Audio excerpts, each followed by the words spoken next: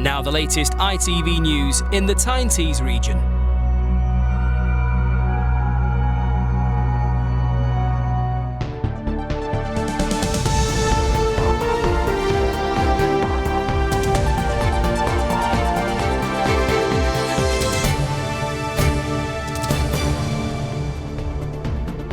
Good evening and welcome to ITV News Tyne Tees. Tonight's headlines.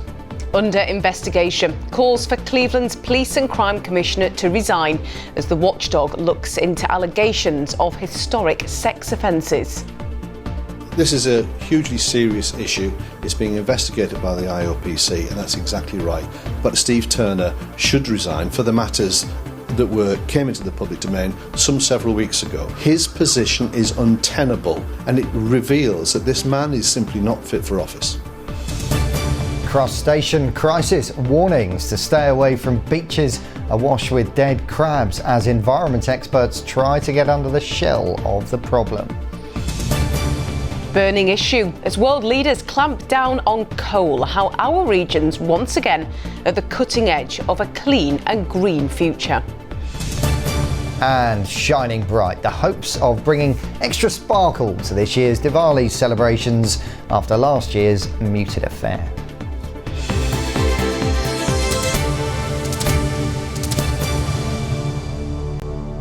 Good evening, and first tonight, the calls for a senior police figure to resign amid revelations they're being investigated by the police watchdog over allegations of a serious criminal offence.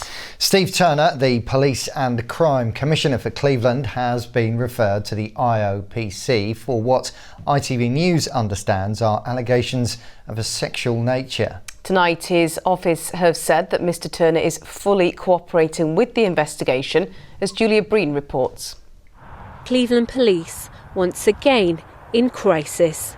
Police and Crime Commissioner Steve Turner is supposed to be overseeing the appointment of a new Chief Constable. Instead, he's facing a potential criminal investigation.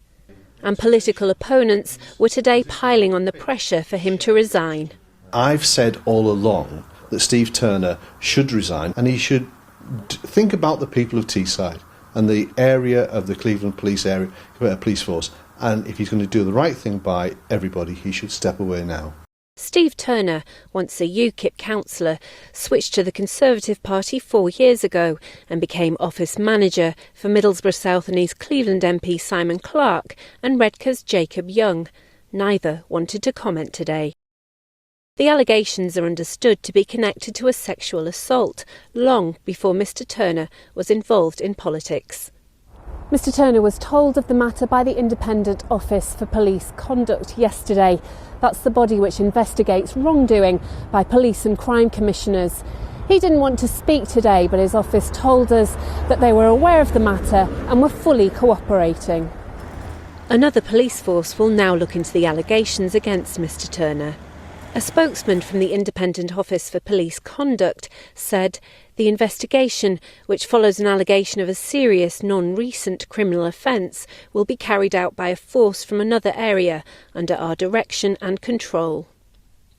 The new allegation comes weeks after Mr Turner admitted accepting a police caution for theft in the 1990s, an allegation first raised by Andy MacDonald in the House of Commons. I've said then that police caution that he'd not revealed warranted him coming forward and holding his hands up and say, I've kept that from you, I shouldn't, I should step away and resign. Questions raised tonight over his political future and whether the man who was elected to police this police force can carry on while he faces a potentially serious criminal inquiry. Well, we haven't heard directly from Steve Turner today or from any of his political allies here on Teesside. None of the Conservatives in this Red Wall area wanted to speak about this today, but there are likely to be serious questions being raised about whether Mr Turner can remain in post while facing a potentially serious criminal investigation. Now, Cleveland Police is currently looking for its 7th Chief Constable in less than a decade. The man responsible for leading that search, Steve Turner. Now, this is a troubled force still in special measures, and it's likely to be it's distracted from its remit of protecting and serving the public. Julia with the latest from Teesside, many thanks. Next tonight, the latest on the racism row that's engulfing Yorkshire County Cricket Club. This afternoon, the England and Wales Cricket Board has met to discuss the crisis, and in the past few hours, 2 more major sponsors have pulled out, including Nike, the club's kit manufacturer. Last night, former captain and England international Gary Ballance admitted using a racial slur towards Azeem Rafiq, a man he described as his closest friend and supporter. Ballance said it was a friendly verbal attack between friends. Hour by hour, the pressure is mounting on Yorkshire's board over its handling of an investigation into abuse claims. David Hurst is at Headingley tonight. Yes, it's 48 hours since 3 key members of the Yorkshire Cricket Board, that's the chairman Roger Hutton, Chief Executive Mark Arthur and the Director of Cricket Martin Moxon, were called to appear before MPs. Well, today we asked the club for a comment and we were told that there is no further comment to be made.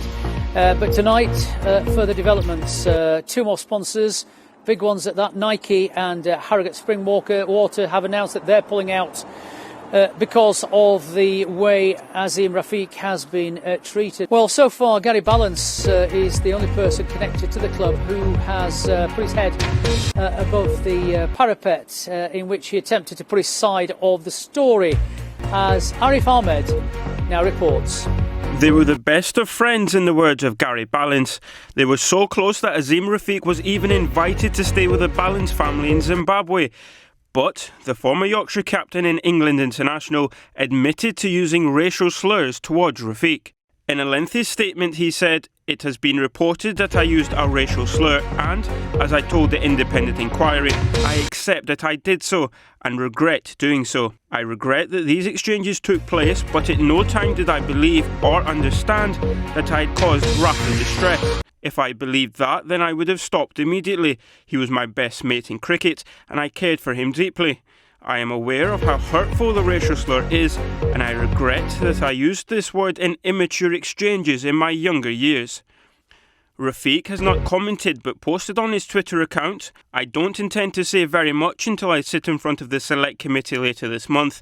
However, I wanted to stress that this is not really about the words of certain individuals.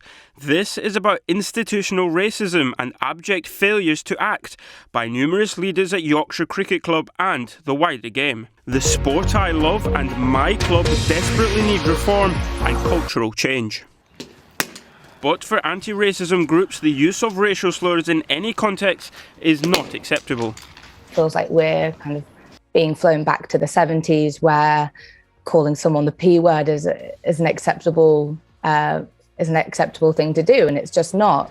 And we know it's not. It's deeply saddening. But yeah, 2021, we should not be having this conversation. It's awful.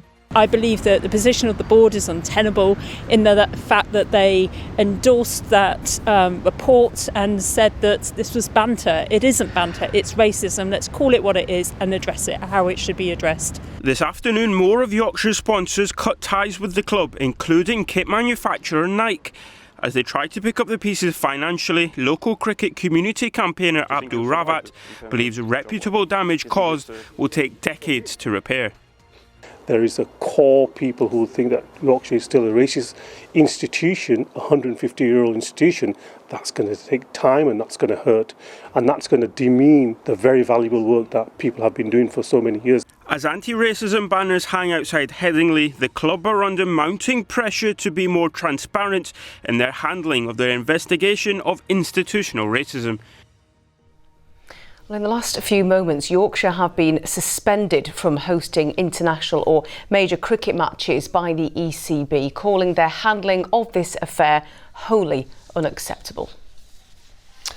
Well, next this evening to a story we've been covering for some weeks now, and this evening there are warnings to stay away from some of our beaches as experts try to unravel the mystery around thousands of dead crabs and lobsters. Yes, beaches along the Teesside coastline have been covered in the washed-up crustaceans, with investigations into the cause being given high priority by environmental scientists. While several potential causes have now been ruled out, the public are being warned to avoid the areas while they try to work out what's behind the devastation.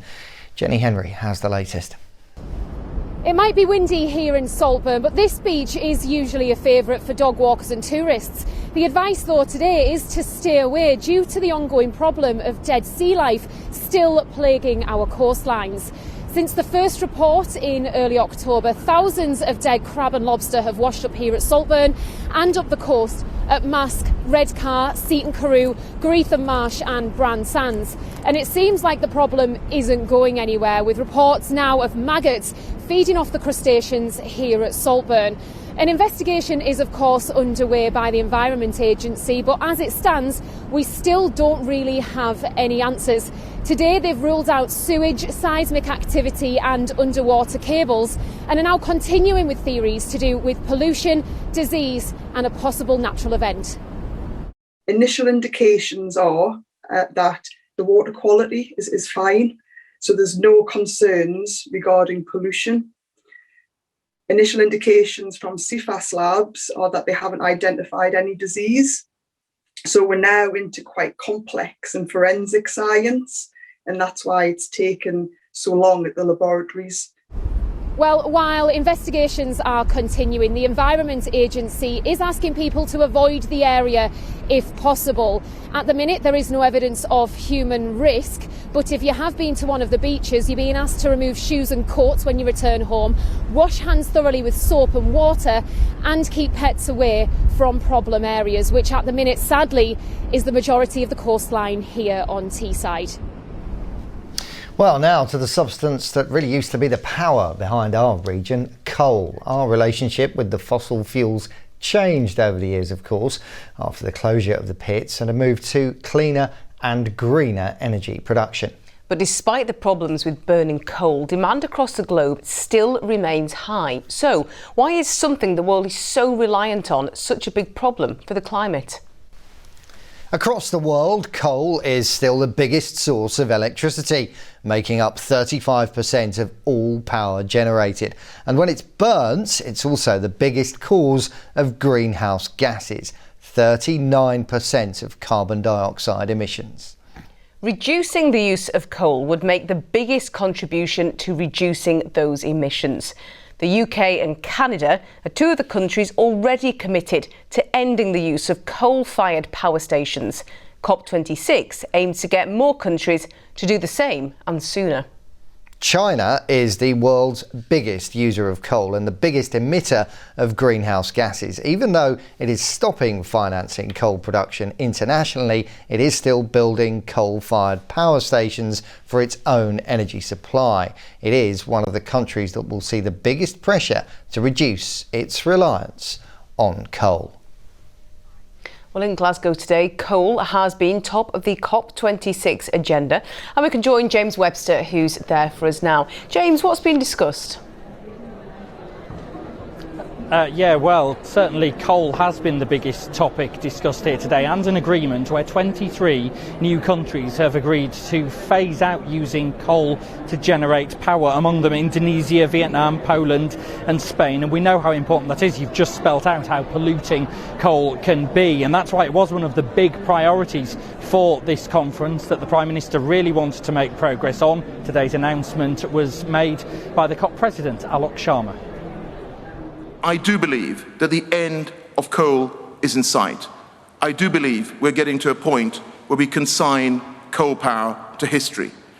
A brighter future comes ever closer, a future of cleaner air, cheaper power and good green jobs. So a lot of optimism there, and clearly this is definitely progress. But I think you also have to remember that there is a big note of caution here, because look who isn't on that list of countries committing to phasing out coal for generating power. China, India, America, Australia. They are the countries who are some of the most reliant on coal, and it is countries like them who need to sign up to make the biggest difference. Now, one of the ways that the former coal mining industry is being harnessed and used for a greener and cleaner energy source is geothermal power. Chris Jepson has been looking at one of the projects on South Tyne side that is making use of its coal mining past for a greener future. In a small corner of Hebburn, they drill into the ground. Heavy machinery doing precision point work underground, where the mines of yesterday once operated. It's the first geothermal energy project of its kind in the UK, and will eventually use floodwater from the mines to generate energy. This green revolution, it's moving fast, and it feels great to be doing something new that could potentially reduce carbon footprint. We're currently drilling 2 boreholes, an abstraction well and a re-injection well. So currently we're on programme to finish drilling in the middle of December.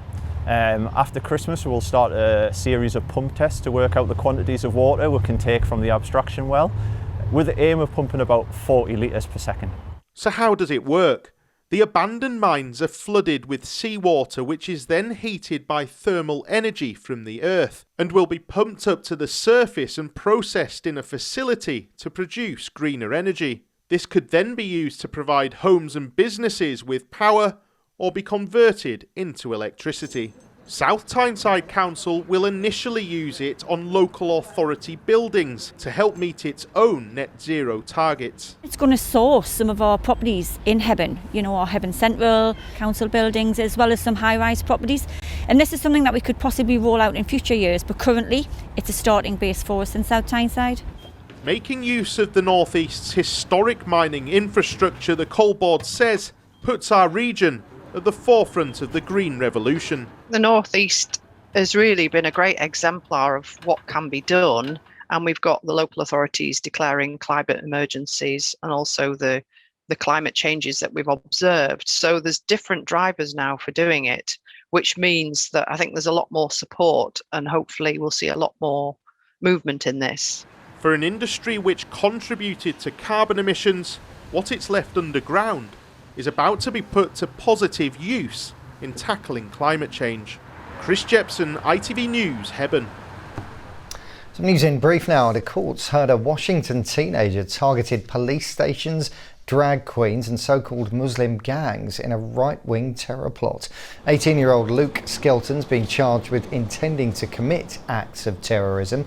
He'll appear at the Old Bailey later this month. A police van responding to a 999 call on Teesside has had its brakes cut intentionally. 2 officers had set off from a scene in Hemlington on Tuesday night when they found their brakes weren't working. Cleveland police say their lives were put at risk as well as public safety. Now tonight, it's one of ITV's most uplifting and emotional shows of the year. The ceremony for the Daily Mirror Pride of Britain Awards. And this year, for the first time, presenter Carol Vorderman is joined by co-host Ashley Banjo. And earlier, our own Helen Carnell popped into the studio to catch up with him ahead of the programme. Ashley, thank you for joining us. The show goes out tonight. What a privilege and an honour it must be to co-present something like the Pride of Britain Awards. Of course, I mean, it's just, you know what, there's so many celebrities in the room. We're at a big prestigious venue. It's an incredible award ceremony, but it's only incredible and prestigious because of the winners, because of the amazing people that win the awards on the night. So it genuinely is like pretty one-off, the Pride of Britain, and it's such an honour to not only be on the stage alongside Carol, who's hosted this for 20 years or so. It's also just an honour to get to meet the winners, hear their stories, and be a part of their moment. So many remarkable stories, so many incredible people. Do any of the people or stories particularly stand out for you this year?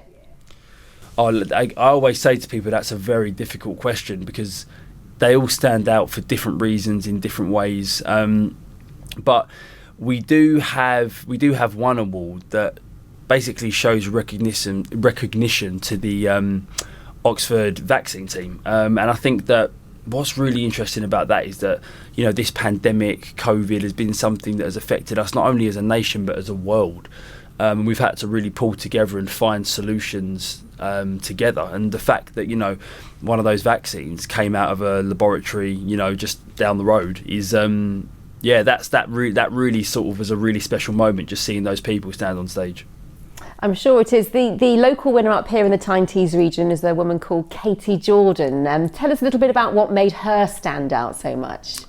Well, I think for me, with Katie, her story, you know, about her little toddler, you know, her son finding out he had a really rare form of cancer, and then sort of, you know, it needed all sorts of sort of like intervention and testing, and needed a transplant. It meant he had to go to a list, and she put all of her time and energy into then making that easier for other parents, and, you know, raises money for testing kits. And how incredible is that? You know, even after her son had a successful transplant and got better, she put her energy into making sure that as few parents as possible had to go through that. So I think she's amazing. An incredible woman. Ashley, I hope you enjoyed tonight. Thank you very much for your time. No, thank you. And you can see the Pride of Britain Awards right here on ITV tonight at 8 o'clock.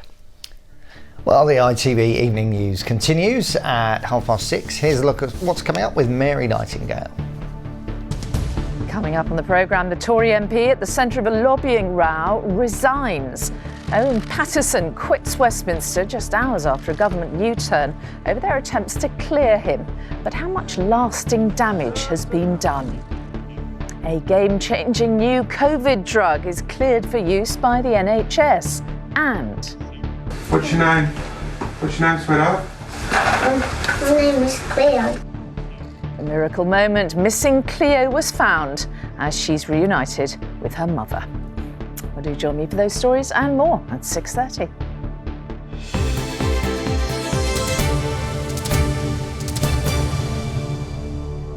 Well, next, to both some good and some bad news in the fight to keep our history alive and well. Yes, some of the oldest and most valuable buildings across our region have been moved off a list of the most at risk in the country, thanks to the help of grants and volunteers. But on the other side of the coin, some places of historical significance have replaced them on that list. Our Northumberland correspondent Tom Barton has more. In the village of Cresswell on the Northumberland coast stands this Peel Tower. For decades it was derelict, abandoned. Now, thanks to the efforts of volunteers like Barry, it's been brought back to life.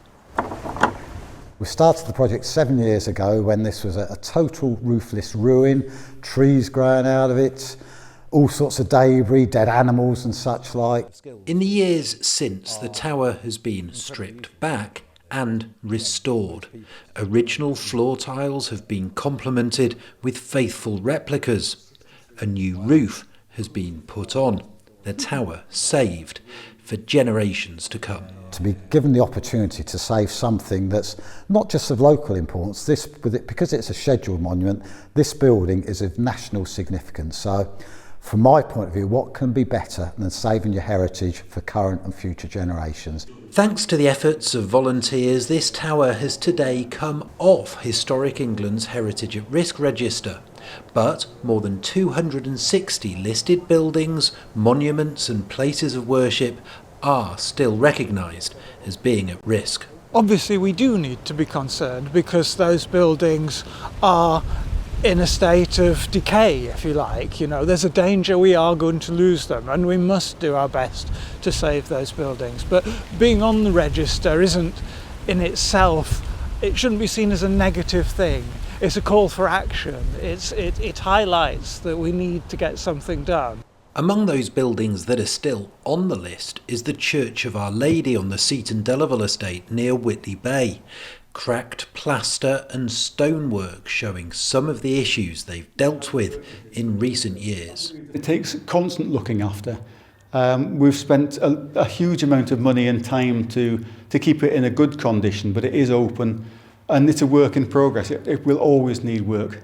And I think it's quite good that we're on the at-risk register because it means that we've got to constantly look at what needs to be done, what the priorities need to be and how it's used by the community.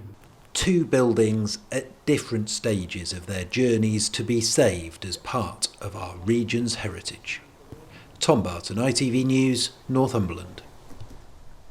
And finally tonight, the nights might be closing in and getting darker with the clocks changing, but for the next couple of days the skies will definitely be lighting up. Yes, it's the start of Diwali, the festival of light celebrated by millions across the world. And Emily Reeder's been to see how preparations for the celebration have been going in our region. Morning prayers to mark the start of Diwali. The Festival of Light's the biggest event in the Hindu calendar, and the message of light after darkness has never felt more relevant. It's been difficult for the last 18 months. The whole of the community has been grateful for the society reopening the temple, because a lot of people suffer with depression sitting at home. This is an outlet for people to come, meet friends, and also to pray. And this festival is not just for Indians, it's for the whole community. We're spreading the word of Diwali. What Diwali means. Diwali is, it's light over darkness, and 18 months has been darkness. So we want to shed the light now. We celebrate Christmas together, so why not celebrate Diwali together? The pandemic took the shine out of celebrations last year. Keen to reignite the festival, this weekend Middlesbrough will host the region's biggest Diwali event to date. For Geeta, it's a chance to welcome the younger generation into the Hindu cultural society. It's really important for me personally because I'm first generation British Indian, and now I have my own family, and this is how I learnt about my religion and my culture and my temple as well, because the Hindu Cultural Society of Cleveland, I've grown up in it. Living and growing up here, having those roots that you have, it's been wonderful to have the society here, and it's going to be brilliant for my kids to be able to grow up with that same grounding, that same foundation. After almost 2 years of darkness, it's hoped Diwali 2021 will spark brighter times ahead. We like to wish everybody in the whole world a happy Diwali. Happy Diwali. Emily Reeder, ITV News in Middlesbrough. Yeah, and we second that. Happy Diwali if you're celebrating. Yeah, some wonderful colours in that report. Lovely. And Ross, some natural colours up in the skies at the moment. Yeah, it's all about the colour at the moment, isn't it? Tomorrow, bonfire night as well, fireworks all through the weekend. It's going to be a crazy time. But yes, nature's trying to compete. Today, this afternoon, the sunset was looking particularly spectacular, I have to say. This photo here is sent in, just lovely glow there. I was going to say it's this evening sunset, but it wasn't. It was around 4:20, which is... just a sign of the time of year, isn't it? So this was this afternoon, but outdone completely by last night, because very few were lucky enough to see the Northern Lights. Now, in the east, too much cloud. The further west you went, though, you did see those clearer skies. The good news, though, our forecast did work. We did predict that for last night. So let's take a look at the forecast for tonight. Not quite as far south, but there is quite a bit of activity going on there. So if you are lucky, there are some clearer skies around tonight, but keep your fingers crossed. Here's the forecast.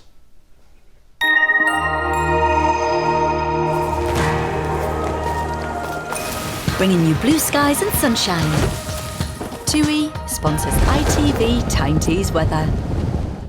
In the sunshine today, temperatures not feeling too bad. We hold on to those clearer skies through the next few hours, but the cloud will start to arrive as we head through into the early hours. Clouds coming and going through tomorrow. We are going to see some brighter skies around, a scattering of showers, sometimes breezy. Further heavy rain, though, on the way as we look towards Saturday. The reason for that, we've got this area of low pressure building out towards the west, and it is moving towards us. It's taking its time. But as we make our way into the weekends, the winds will start to pick up, pushing it through at a faster pace. The brighter colours there showing we are going to see some heavier downpours. Through this evening, though, for now we do have those clearer skies, still on the breezy side, and temperatures will be dropping down into the low single digits. Bit of frost around as we hit midnight, but the temperatures will start to pick up actually into the early hours as the cloud starts to thicken, temperatures lifting to around 6 or 7 degrees as we wake up tomorrow morning. So it's not as chilly first thing tomorrow morning, but there is more in the way of cloud around. We're looking at some murky conditions over higher ground at times. But as you can see here through the day, the cloud is starting to thin and break. We're seeing those sunny skies developing, a change in wind direction as well, lifting temperatures to highs of around 11 or 12 degrees. So again, like today in the sunshine, really not feeling too bad at all. Through Friday into the weekend then, we're slowly switching our attention towards the northwest as this area of rain moves in. So it is taking its time, but overnight the winds will start to pick up, the cloud will increase. As we make our way through Saturday morning, that rain starts to edge its way in from the west, sometimes on the heavy side there, lingering for many as we make our way through the day. So up and down through the next few days, we do have some sunny skies around, also the risk of those spells of rain, but in all of this, temperatures hold up in double figures. Have a good evening. TUI sponsors ITV Tyne Tees weather. Thank you, Ross. In just a moment, the national and the international news tonight with Mary Nightingale. This one's off to try and catch a glimpse of the Northern Lights. I am. I'll be staying here through the late bulletin at 10:30. No, thanks for watching. Bye-bye. Bye-bye.